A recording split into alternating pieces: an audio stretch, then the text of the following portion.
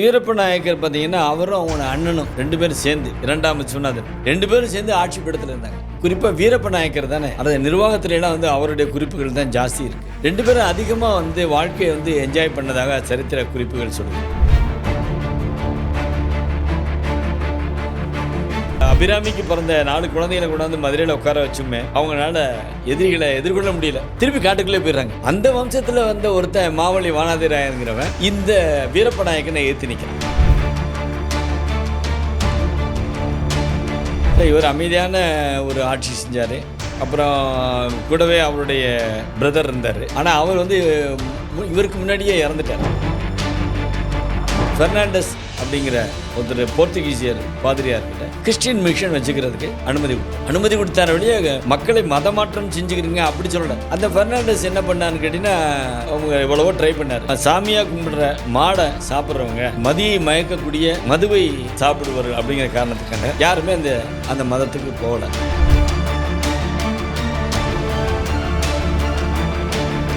Robert D நொப்லி அப்படிங்கிற ஒரு பாதிரியார் வந்தார். இந்த மக்கள் மாட்டுக்கறி சாப்பிட்றவங்களெல்லாம் மதிக்க மாட்டேங்கிறாங்க அப்படிங்கிறதுக்காக அவர் பூணூல் போட்டு தன்னை ஒரு பிராமணன்னு சொல்லிக்கிறார். மார்க்கெட் மாற்ற முடியல.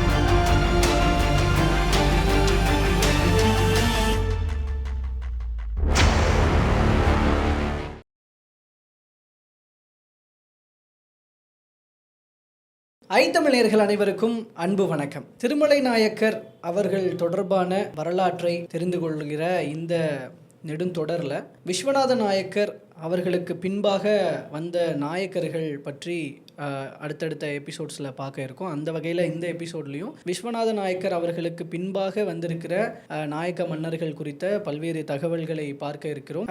குறிப்பாக இந்த தொடரில் பார்க்கவிருக்கிற விஸ்வநாத நாயக்கருக்கு பின்பான நாயக்க மன்னர்கள் பற்றி பல்வேறு தகவல்களை நம்மோடு பகிர்ந்துக்க இருக்கிறவர் இந்திய துணைக்கண்டம் அதனுடைய வரலாறாக இருக்கட்டும், இதிகாசங்களாக இருக்கட்டும், அது குறித்த பல்வேறு ஆய்வுகளை மேற்கொண்டிருப்பவர், செவாலியே சிவாஜி கணேசன் அவர்களினுடைய வாழ்க்கை வரலாற்றை தொகுத்து வழங்கியிருப்பவர் முனைவர் மருதுமோகன் அவர்கள் நம்மோடு இணைஞ்சிருக்கிறாரு. அவர்கிட்ட பல்வேறு விஷயங்களை கேட்டு தெரிஞ்சுக்கலாம். சார் வணக்கம். சார் வணக்கம் கோபி. நல்லா இருக்கீங்களா? நல்லா இருக்கு. நம்ம அடுத்த ஒரு மன்னராக வீரப்ப நாயக்கர் அவர் பற்றி பார்க்கணும் அப்படின்னா அவருடைய செயல்பாடுகளை எங்கிருந்து துவங்கலாம்? வீரப்ப நாயக்கர் பார்த்தீங்கன்னா அவரும் அவங்க அண்ணனும் 2 பேரும் சேர்ந்து விஸ்வநாதன் 2 இரண்டாம் விஸ்வநாதன் 2 பேரும் சேர்ந்து ஆட்சி பீடத்தில் இருந்தாங்க. அந்த 2 பேரும் ஆட்சி பீடத்தில் இருக்கிறத அரியநாதன் முதலியார் அப்ஜெக்ட் பண்ணல. 2 பேரும் ஆட்சி பண்ணது. அதில் குறிப்பாக வீரப்ப நாயக்கர் தானே அவரை பற்றின அந்த நிர்வாகத்துல எல்லாம் அவருடைய குறிப்புகள் தான் ஜாஸ்தி இருக்குது. 2 பேரும் அதிகமாக வாழ்க்கையை என்ஜாய் பண்ணதாக சரித்திர குறிப்புகள் சொல்லுது. போர்கள்லாம் இல்லை. அதை நானும் பார்க்கும்போது இவருடைய ஆட்சி காலம்ன்றது அமைதி நிலவிய ஒரு ஆட்சியாக இருக்கிறது அப்படின்றத போட்டிருந்தேன். ராஜாக்கள் காலம் சார் எல்லாருமே ராஜராஜ சோழன் மாதிரி இருந்திருக்க முடியாது, ராஜேந்திர சோழன் மாதிரி இருக்க முடியாது. அவங்களாம் லைஃப்பை என்ஜாய் பண்ணல. அது மாதிரி இவங்க அப்படி இல்லை. இப்போ நாயக்கர் மகாலுக்கு போயிருக்கீங்களா? எஸ், போயிருக்கேன். நாயக்கர் மகால் இப்போ இருக்கிறது ஒரு 10ல் 1 பங்கு தான் இருக்குது. நீங்கள் அந்த நாயக்கர் மகாலை துவங்குற அந்த தெற்கு மாசி வீதி அது முழுதும் நீங்கள் போனீங்கன்னா வடக்கு மேற்கு மாசி வீதி சந்திக்கிற வரைக்கும் மகால் தான். மகால் ஒரே மாளிகை அப்படி வரிசையாக. அவங்க பின்னாடி அவங்க தம்பி இருந்தார், முன்னாடி திருமண நாயக்கர். அந்த மகால் இருந்த இடத்துனா இப்போ உங்களுக்கு யாரோ வீடு கட்டிகிட்டு இருக்காங்க. ஆனால் இவங்க எல்லோரும் அதில் இருந்தவங்க தான்.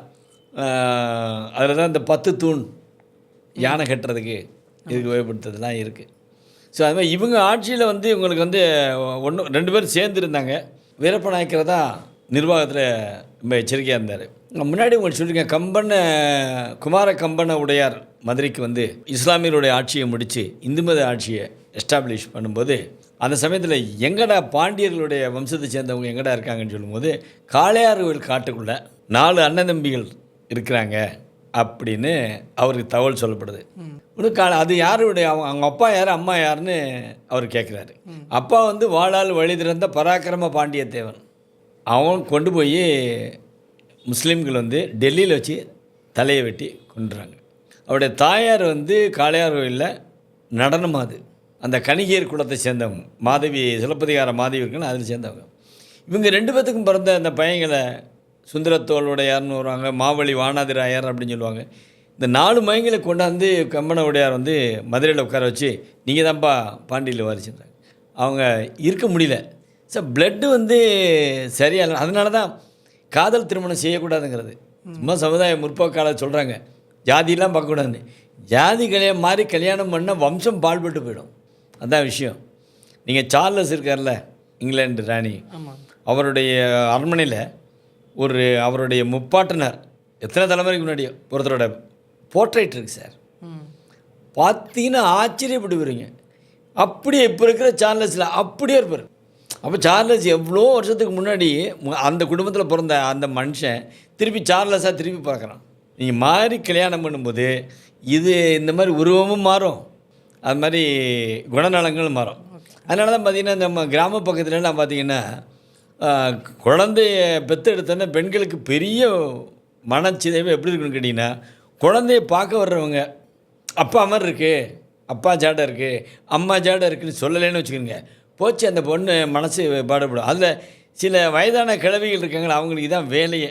அவங்க வந்து பார்த்துட்டு இது அப்பா மாதிரியும் இல்லை அம்மா மாதிரியும் இல்லை அப்படின்ட்டு ஒரு கமெண்ட் அடித்து போயிட்டாங்கன்னா அது இதாகிடும். ஆனால் அப்போல்லாம் அந்த இப்போ இருக்கிற மரபணுக்களை பற்றிய விஷயங்கள் தெரியாது.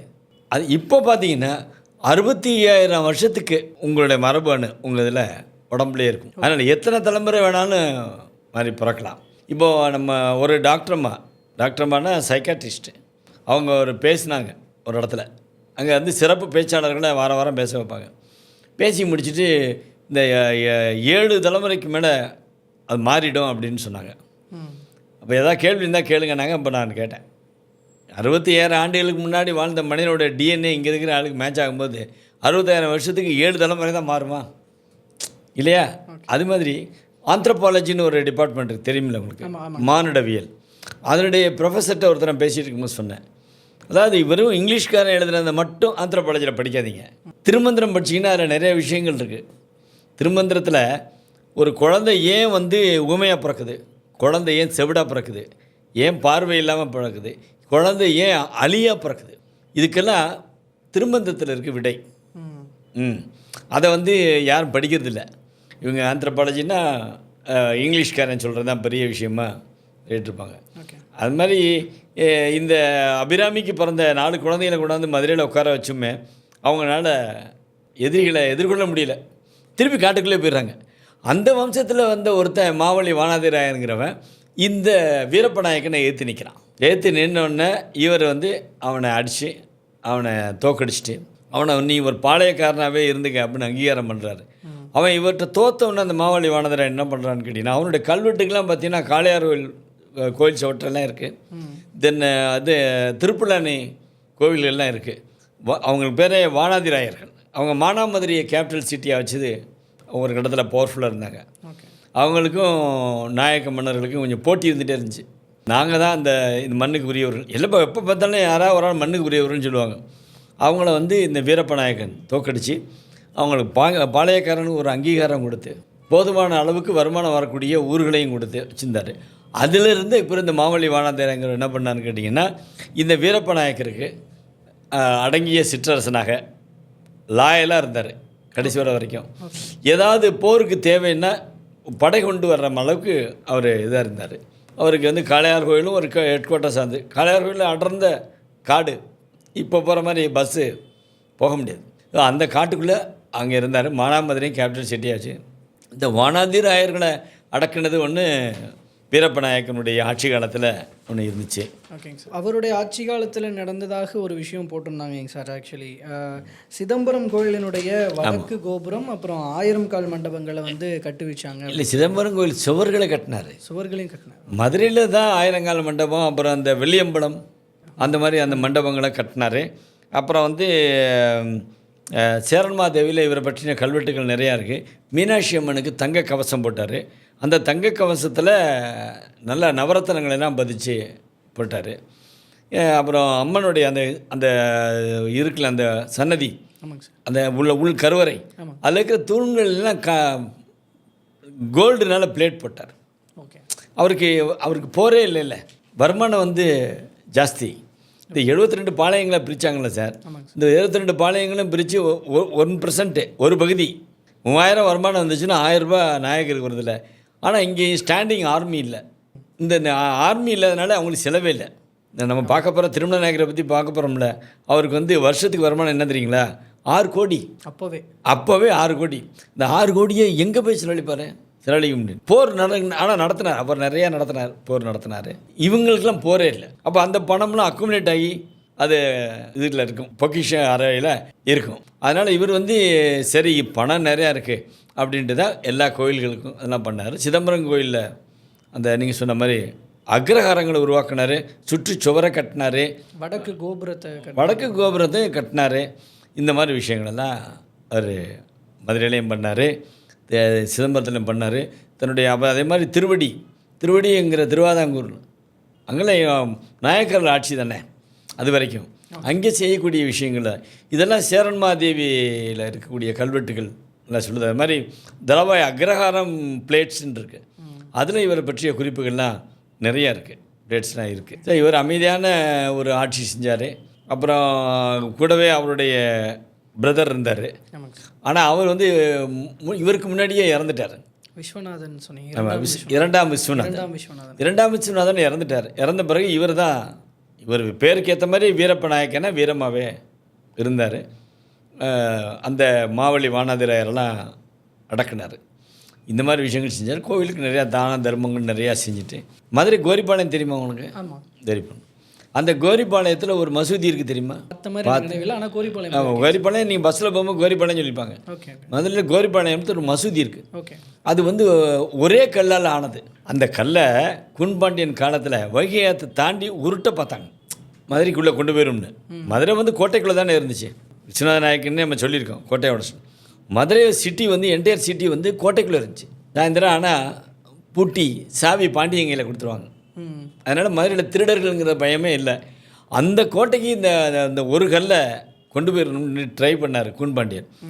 ஏதோ ஒரு காரணத்தினால அதனுடைய வெயிட்டு ஜாஸ்தியாக இருந்தனால அதில் வைகை ஆற்றை கடக்க முடியல. ஸோ இங்கேயே வச்சுட்டாரு. இங்கேயே வச்சுருக்கும்போது இங்கே முஸ்லீம்கள்லாம் இருக்கிற ஓரளவு கணிசமாக இருந்த இடத்துல நாங்கள் பள்ளிவாசல் கட்டிக்கிறோம் அப்படின்னு சொன்னாங்க. அவங்களுக்கு இந்த பள்ளிவாசல் கட்டினதுக்கு கிராண்ட்ஸ் வேணும்ல, நான் சொல்கிறது நிலங்கள் வேணும்ல. அதுக்கப்புறம் மதுரையில் கோப்புதூர்னு ஒன்று இருக்குது. இந்த ஏரியா கேள்விப்பட்டிருக்கீங்கன்னா என்னன்னு இல்லை. கோப்புதூர், இந்த பிபி குளம், இது மாதிரி இப்போவும் அதெல்லாம் வந்து ஒரு இது கவுன்சில் மாதிரி இருக்குது மாநகராட்சியில். அந்த மாதிரி ஊர்களை பூரா தானமாக கொடுத்தாரு கூன்பாண்டியன். இந்த தானத்தை இவன்கிட்ட வந்திருக்கு, வீரப்ப நாயக்கன்ட்ட. இது வந்தோடனே அவர் அப்படியா சரி ஒன்றும் பிரச்சனை இல்லை. அதாவது கொடுத்தது கூன்பாண்டியனுடைய காலம் வந்து 6ஆம் நூற்றாண்டு. அவன் தான் நின்ற சீர் நெடுமாறன ஆனவன், மதம் மாதிரி. அவன் அந்த கிராண்ட்டை வாசித்து பார்த்து பல பேர்த்திட்ட கேட்டு இது உண்மைதான் அப்படின்னா அது அப்படியே அவங்களுக்கு அந்த தானத்தை கன்ஃபார்ம் பண்ணிட்டான், நீங்கள் எதை வச்சுக்கிறீங்கன்னு. அது மாதிரி ஃபெர்னாண்டஸ் அப்படிங்கிற ஒருத்தர் போர்த்துகீசியர் பாதிரியார்கிட்ட கிறிஸ்டின் மிஷன் வச்சுக்கிறதுக்கு அனுமதி கொடுத்தார். வழியாக மக்களை மதமாற்றம் செஞ்சுக்கிறீங்க அப்படி சொல்லலை. அந்த ஃபெர்னாண்டஸ் என்ன பண்ணான்னு கேட்டிங்கன்னா, அவங்க எவ்வளவோ ட்ரை பண்ணார். இந்த போர்ச்சுகீஸ்காரங்க வந்து அவங்கள ஜென்ரலாக பொதுவாக யூரோப்பியன்ஸை பரங்கியர்கள்னு சொல்லுவாங்க நம்ம நாட்டில். அதில் போர்ச்சுகீசியர்கள் வந்து நம்ம சாமியாக கும்பிடுற மாடை சாப்பிட்றவங்க, அது மாதிரி மதியை மயக்கக்கூடிய மதுவை சாப்பிடுவார்கள் அப்படிங்கிற காரணத்துக்காக யாருமே அந்த மதத்துக்கு போகலை. எதுக்கு இதை குறிப்பிட்டு சொன்னால், ஒரு உயர் ஜாதி இந்து ஒருத்தர் யாரும் தன்னுடைய இந்து மதத்தை விட்டுட்டு கிறிஸ்டியனை மாறலை. ஆக இவர் வந்து வைஷ்ணவர்கள், நாயக்கர் போகிற வைஷ்ணவர்கள். ஆனால் மதுரைக்கு வந்த அது பிற்காலத்தில் அவங்க வந்து மீனாட்சியையும் சொக்கநாதரையும் தன்னுடைய கடவுளை ஏற்றுக்கிட்டாங்க. அதே நேரத்தில் முஸ்லீம்களுக்கு கோரிப்பாளையத்தில் கூன்பாண்டியன் கொடுத்த அந்த இனாம்களையும் தானங்களையும் கன்ஃபார்ம் பண்ணி வச்சுக்கிறீங்கன்னு சொன்னார். கிறிஸ்டியன்ஸுக்கு மிஷன் வச்சுக்கிறீங்கன்னாரு. அப்போ தான் ராபர்ட் டி நொப்லி அப்படிங்கிற ஒரு பாதிரியார் வந்தார். இந்த மக்கள் மாட்டுக்கறி சாப்பிட்றவங்களெல்லாம் மதிக்க மாட்டேங்கிறாங்க அப்படிங்கிறதுக்காக அவர் பூணூல் போட்டு தன்னை ஒரு பிராமணன்னு சொல்லிக்கிறார். ராபர்ட் டி நொபிலி அதனால் அவர் வந்து மாட்டுக்கறி சாப்பிட்றது, கறி சாப்பிட்றதே நிப்பாட்டினார். அப்படின்ட்டு கிறிஸ்டியானிட்டியை பரப்ப ஆரம்பித்தார். இந்த கடற்கரை ஓரமாக தூத்துக்குடி இருக்குல்ல, தூத்துக்குடியை ஒட்டி அது சாயல் இது காயல்பட்டினம் அந்த பக்கம் வந்து இன்னும் சில ஊர்கள்லாம் இருக்குது, நான் போயிருக்கேன். அது அந்த ஊரில் இருக்கிறது பூராமே போர்ச்சுகீசியர்களான காகு, இக்னேஷியஸ், கொர்னீலியஸ் அப்படிங்கிற போர்ச்சுகீஸ் நேம்கள் உள்ள மீன் பிடிக்கிறாங்கல்ல, அந்த குடும்பத்தை சேர்ந்தவங்களும் அந்த பேர் இருக்கும். அவங்க போர்ச்சுகீசியர்களால் கிறிஸ்தவ மதத்துக்கு மாற்றப்பட்டார்கள். அதுபோக அந்த பெயர்கள் மூலமாக நம்ம ஐடென்டிஃபை பண்ண முடியும். இப்போ ஒன்றும் இல்லை, மெட்ராஸ் சிட்டியில் கச்சேரி ரோடு போயிருக்கீங்களா, மயிலாப்பூரில் போயிருக்கீங்களா, ஸ்கூட்டர்லேயோ கார்லேயோ நடுவில் கச்சேரி ரோட்டில் போனீங்கன்னா வலது பக்கம் பூரா போர்ச்சுகீசியர்களுடைய ஸ்டைலில் பில்டிங் இருந்துச்சு. நான் பார்த்த அளவுக்கு இப்போ எல்லாம் இடிச்சு கட்டிகிட்டு இருக்காங்க. லெஃப்ட் பூரா பிரிட்டிஷ், அதான் சென்டர். அது போய் வந்து இதில் சேருதில்ல, நம்ம சர்ச்சில் போய் சேரும், சாந்தம் சர்ச்சில், அது வரைக்கும் அப்படி அந்த மாதிரி இடத்த பிரிச்சுக்கிட்டாங்க. ஸோ இவங்க போர்ச்சுகீசியர்னால கிறிஸ்டியனாக கன்வெர்ட் ஆனவங்க தான் இந்த இக்னேஷியன்லாம். நம்ம காயல்பட்டினத்தில் குலசேகர பாண்டியனுடைய காலத்தில் குதிரை வந்து இறங்கிட்டு இருந்துச்சு, அவங்களுக்கு வேணுங்கிற குதிரை. அப்போ வந்து அரேபியர்கள் வந்து அந்த காயல்பட்டினத்தில் குடியிருக்க ஆரம்பித்தாங்க. அந்த அவங்க என்ன பண்ணாங்கன்னு கேட்டிங்கன்னா, முத்துக்கள் குளிக்கிறதும் வளம்பரிச்சங்க எடுக்கிறதையும் பார்த்தோன்னா ஆசை வந்துருச்சு, நம்மளும் எடுப்போம்னா. ஆனால் முடியாது, மூச்சு பிடிச்சி போக முடியாது. அதை இன்னொரு கட்டத்தில் நான் சொல்கிறேன். அதனால் என்ன பண்ணாங்கன்னா, இந்த பரதவ பெண்களை கல்யாணம் பண்ணாங்க அந்த அரப்ஸு. அதில் வந்து ஒரு இனம் தான் முஸ்லீம் இனம் தான். இப்போ அந்த பக்கத்தில் இருக்கக்கூடிய இந்த கடற்கரை ஓரமாக இருக்கக்கூடிய இஸ்லாமிய கிராமங்கள் எங்கெங்கே இருக்கோ அவங்க பூரா, அதுவும் அந்த தூத்துக்குடி பகுதிகளில், தூத்துக்குடியிலேருந்து இது வரைக்கும் கீழக்கரை வரைக்கும், கீழக்கரை வரைக்கும் இருந்தாங்க. அதனால் அவங்க சக்ஸஸ்ஃபுல்லாக கிறிஸ்டியனை கன்வெர்ட் ஆக முடியல. நீங்கள் அங்கிட்டு பார்த்தீங்கன்னா செரியன், குரியன், கேரளா பார்டரில் அவங்க வந்து அவங்களும் போர்ச்சுகீஸால் கன்வெர்ட் ஆனவங்க தான். இதுபோல் கிறிஸ்டியனை மாற்றினாங்க. அந்த போர்ச்சுகீஸ் மன்னன் ஒருத்தர் தான், அவன் வந்து முடிஞ்ச வரை லோக்கல் பெண்களை திருமணம் செய்து ஒரு புதிய ஒரு ரேஸை உருவாக்குங்கன்னே கட்டளையிட்டான், வாஸ்கோடா காமா வந்த பிறகு. அந்த மாதிரி இவர் இருந்தாலும் ஒருத்தர்னாலும் மாற முடியல. அப்படி வந்து ஒருத்தர் கிறிஸ்டியானிட்டியை மாற்றுறேன் அப்படிங்கிறவரை தான் கிழவன் சேதுபதி தலையை வெட்டினச்சு உத்தரவு போட்டார். தலையை அவர் வந்து பாஸ்கோ அவர்னு அவர் பேர், அவர் தலையை வெட்டினாங்க. அது மாதிரி ஒவ்வொரு கட்டத்துலேயும் மதம் மாற்றுறதுக்கு ஏற்பாடுகள் நடந்துட்டு இருந்துச்சு. ஆனால் அந்த வீரப்ப நாயக்கர் வந்து அனுமதிகள்லாம் கொடுத்தாலும் கூட மத மாற்றத்தை கண்ட்ரோல் பண்ணி வச்சுருந்தார். கண்ட்ரோல் பண்ணல, மக்கள் வந்தால் மாறிக்கிட்டோம், வந்தால் மாறிக்கிட்டோம், மாற்ற முடியல. மக்களே என்னடா நம்ம தெய்வமாக கும்பிட்றோம் மாடு, அந்த மாடை சாப்பிட்றோங்கிறாங்க, அப்புறம் குடிக்கிறாங்க. இதெல்லாம் மக்களுக்கு பிடிக்கல. அதனால தான் அவங்களுக்கு சில இந்த மது வியாபாரம் பண்ணனால தான் ஒரு சில இனத்தவர்களை வந்து கோயிலுக்குள்ளே நம்ம தமிழ்நாட்டில் அனுமதிக்கலை. நான் அதை ஒரு ஜாதி காரணமாக சொல்லிகிட்டு இருக்காங்க. அப்படி இல்லை, கோயிலுக்குள்ளே வரணும்னு சொன்னால் மது குடிக்காமல் வரணும், மது குடிக்கிற பழக்கமே இருக்கக்கூடாது. இப்படி ஒரு காலம் இருந்தது. இப்போ உங்களுக்கு கோவில் திருவிழா கொண்டாடுறதே அதுக்கு தானே, கிடா வெட்டி சந்தோஷமாக அதை தானே குடிச்சிக்கிட்டு இருக்காங்க. அந்த மாதிரி காலகட்டத்தில் அவர் முஸ்லீம்ஸ் அவர் ஹிந்துவாக இருந்தார், முஸ்லீம்ஸுக்கும் சப்போர்ட் பண்ணார், கிறிஸ்டியானிட்டுக்கும் பண்ணார். அமைதியான முறையில் ஆட்சி செஞ்சு அவர் நிறைவு காலம் எப்படி இருக்குன்னு நிறைவு காலத்தில் வந்து நல்லா தான் இருந்தார். அதாவது ஈரோடு சேரன்மாதேவியில் அவரை பற்றின நிறைய கல்வெட்டுகள் இருக்குது. அப்புறம் திருச்சி கோட்டையை இன்னும் கொஞ்சம் பலப்படுத்தினார். அருப்புக்கோட்டையில் புதிய கோட்டை ஒன்று கட்டினார். அதாவது என்ன பண்ணுறதுன்னு தெரியாதுல்ல, அதனால் அதெல்லாம் பண்ண ஆரம்பித்தார். இவ்வளோதான். வீரப்ப நாயக்கனை பற்றி அதிகமான விஷயங்கள் ஒன்றும் இல்லை. பட் இந்த பேருக்கு ஏற்ற மாதிரி நல்ல வீரமாக தான் இருந்தார். மற்றபடி விஷயங்கள் ஒன்றும் அதிகமாக இல்லை. ஏப்ரல் மாதம் 1596 இயற்கை மரணம், போரில் எதுவும் இறக்கலை, இறந்துட்டார். ஸோ இப்போ முக்கியமாக முதலாம் கிருஷ்ணப்ப நாயக்கர், வீரப்ப நாயக்கர் அவங்களுடைய இதை பற்றி பார்த்துட்டோம். அடுத்ததாக இரண்டாம் கிருஷ்ணப்ப நாயக்கர் அப்படின்னு அடுத்தடுத்து சில மன்னர்கள் இருக்கிறாங்க. திருமலை நாயக்கர் அவர்களுக்கு முன்னாடி திருமலை நாயக்கர் ரீச் ஆகிற வரைக்கும். ஆமாங்க சார், இன்னும் ஒரு 3 மன்னர்கள் இருக்கிறாங்க அப்படின்னு பார்க்க முடியுது. அவர்கள் பற்றி அடுத்தடுத்த எபிசோடில் பேசலாங்க சார். தற்போது வரைக்கும் பல்வேறு தகவல்களை பகிர்ந்து கொண்டமைக்கு ரொம்ப நன்றிங்க சார். ரொம்ப நன்றி. உங்களுக்கும் தமிழ் நியூஸ்க்கும் ரொம்ப நான் நன்றியை தெரிவிச்சுக்கிறேன்.